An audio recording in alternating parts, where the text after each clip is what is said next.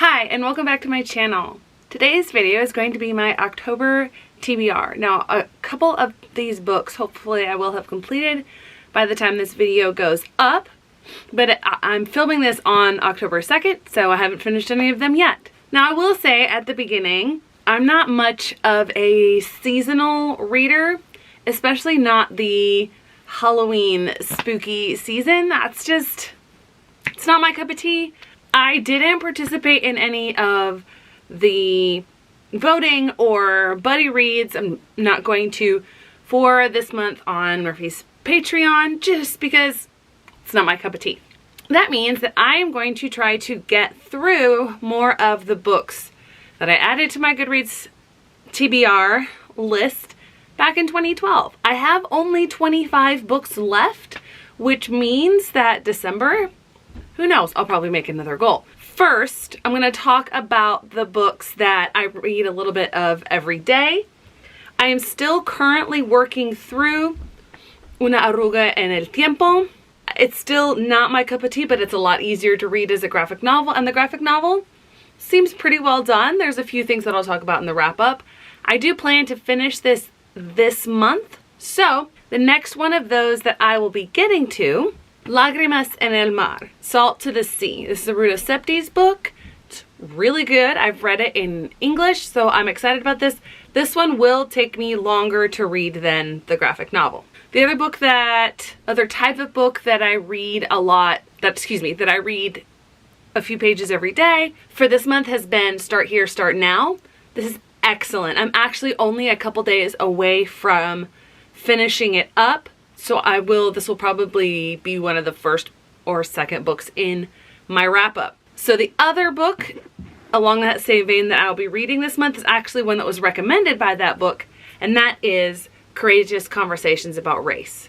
Now this one is bigger, it's thicker, it's meatier, so it will probably take me a little longer to get through. All right, second section of books are the books that I did not get to in September that were on my September list. One of those I actually found under the passenger seat in my car when I looked on my library app and went, I have this one checked out. Wait, what?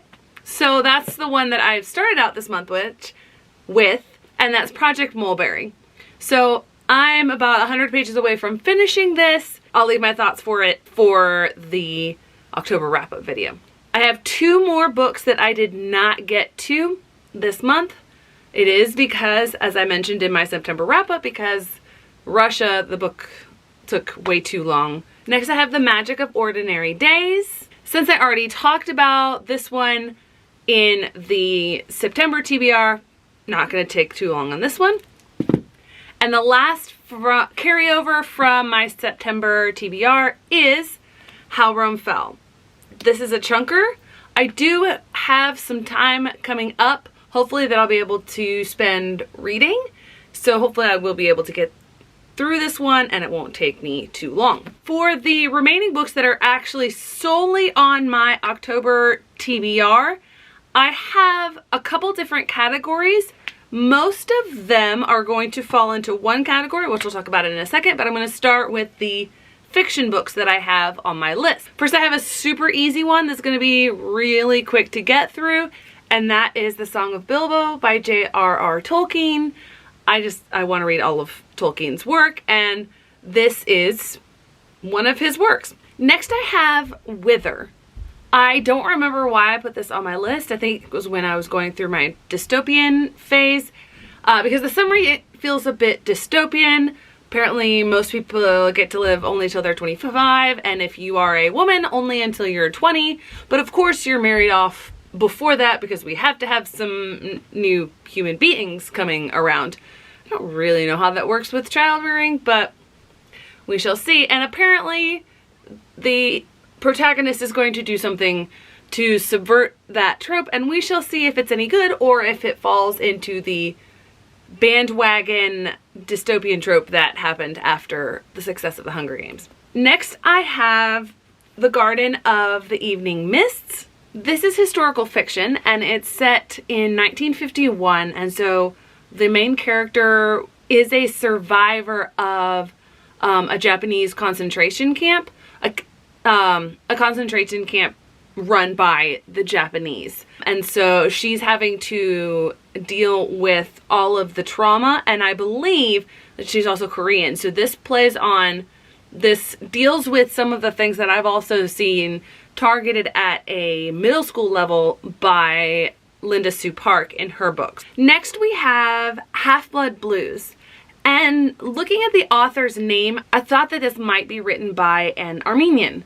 From what I can find, they're not, but it still looks incredibly intriguing. And so this cover is supposed to be a vinyl record, and it's dealing with the blues and African Americans who find themselves over in Germany and are dealing with, over in Europe, I think, and they're performers, but also they're dealing with the rise of Nazism and all of the ugliness that comes along with it. Now, the most significant chunk of books that I have on my TBR this month are nonfiction. And so some of them are adult nonfiction in various categories, but 4 of them are juvenile nonfiction, all written by Russell Freedman, who is an author who I've read plenty of his books before, and he is phenomenal. He does such a phenomenal job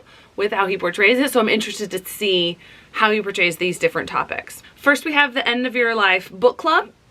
Basically, it's a memoir.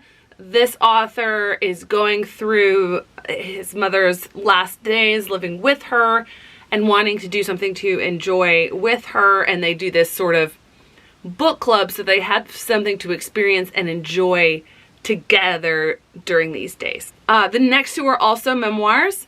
I don't know what I'm going to think about this book because of my recent and in recent history experiences with Christian fiction.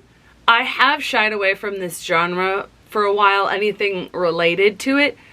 Not because it doesn't appeal to me, but just because of all of those tropes and things that I mentioned. And I think that it does mainly tend to reside in the fiction realm. So we'll see, but I've heard that this one is a good one. So we shall see if I'll be able to get into this genre or if I'll have the same problems with it that I do with Christian fiction. The third and final memoir of the adult nonfiction is Shark's Fin and Sichuan Pepper by Fuchsia Dunlop. I don't know much about this at all. I do know that I put it on my TBR because I either watched or listened to an interview by the author, so I am intrigued to see how she tackles the memoir format and what she talks about in her life. The last of the adult nonfiction is one that I added just because the juvenile nonfiction is so short that I don't think it will take me very long. This will probably be one that I carry over into November, but maybe I'll get to, and that is Baseball Between the Numbers. I absolutely love baseball. I've been obsessed with baseball since I was 10 years old. Well, 11 years old, and became an Atlanta Braves fan. Unfortunately, that was in 1996, the year after they last won the World Series. I love baseball and I love numbers, and it's no surprise that someone who loves statistics loves baseball, and so I'm really intrigued and fascinated by what I learned from this book. Now we get into the 4 books that I have by Russell Freedman. I am intrigued to see how Russell Freedman tackles these various subjects, and some of them I'm really excited about. The first of those is The Freedom Walkers. Okay, this book tells the story of the Montgomery bus boycott. And the Montgomery bus boycott was one of the pivotal events that really got Martin Luther King Jr. into the movement. He had been staying on the fringes for a while, and the organizers of this bus boycott were some of the ones that reached out to him for his help and support. So I'm intrigued to learn more about this and see how Russell Freedman portrays it. Next we have The War to End All Wars. That is Russell Freedman's book on World War I.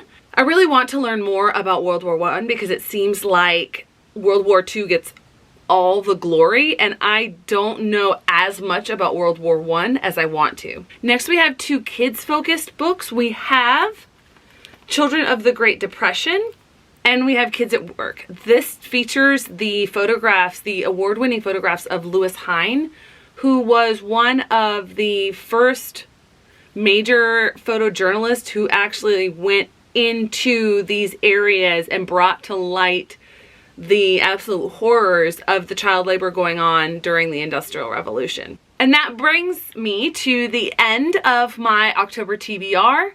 All told, I have 14 books on my TBR.